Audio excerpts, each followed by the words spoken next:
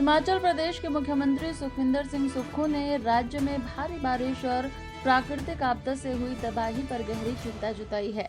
उन्होंने बताया कि मानसून की शुरुआत से अब तक 69 लोगों की जान जा चुकी है, 37 लोग लापता हैं और 110 से अधिक घायल हुए हैं।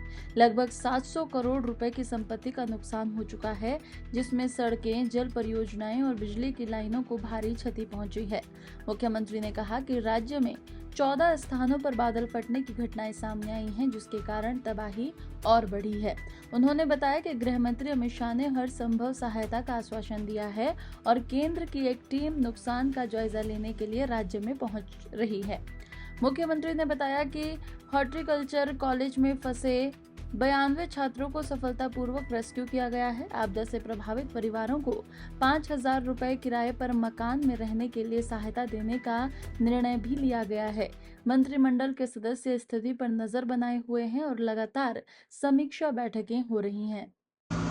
अभी तक बरसात में जो अब से बरसात शुरू हुई है, तकरीबन 69 जो लोग हैं वो अपनी जान गंवा चुके हैं। 37 के करीब लोग हमारे मिसिंग है। 110 लोग जो अभी घायल हुए हैं और तकरीबन 700 करोड़ रुपए का नुकसान हो चुका है। सबसे ज्यादा नुकसान जो हुआ है वो सड़कों के रूप में हुआ है, पानी की पीने की पानी की योजनाओं के रूप में हुआ है, बिजली के पावर प्रोजेक्ट्स में हुआ है, बिजली के जो तारे थी, खंबे थे, उजड़ गए हैं, उसका बहुत अधिक नुकसान हुआ है। मेरा ये मानना है कि अभी मानसून की शुरुआत में ही ऐसा कहर हिमाचल प्रदेश में ढहा है कि हिमाचल प्रदेश को इस आपदा का सामना करने के लिए आज मेरी देश के गृह मंत्री जी से भी बात हुई और उन्होंने हमें पूरी आश्वासन दिया है और गृह मंत्री ने कहा कि हमारी तरफ से आपको, माननीय श्री अमित शाह जी ने कहा कि हम आपको पूरी सहायता उपलब्ध करवाएंगे। वो आज केंद्रीय टीम भी नुकसान का जायजा लेने के लिए आ रही है। लेकिन ये मानना है कि पिछले 14-15 दिनों में इतने कभी क्लाउड बर्स्ट नहीं हुए। तकरीबन यहाँ अभी 14 जगह हमारा क्लाउड बर्स्ट हुए हैं और 14 क्लाउड बर्स्ट होने के बाद अभी तक ये हम अध्ययन कर रहे हैं कि इतने ज्यादा क्लाउड बर्स्ट क्यों हो रहे, कैसे हो रहे। ये बात मैंने माननीय गृह मंत्री जी के ध्यान में भी लाई। ये सारी चीजों को हम अंडरस्टैंड कर रहे हैं और अभी जो फॉरेस्ट्री और हॉर्टिकल्चर कॉलेज थुनाग में 92 छात्र फंसे हुए थे, उनको हमने रेस्क्यू किया है और थुनाग के कई गांव में जहां बहुत बड़ा नुकसान सिराज विधानसभा क्षेत्र के SDFR और NDF की टीमें पहुंच चुकी है। 300 के करीब सड़कें अवरुद्ध है।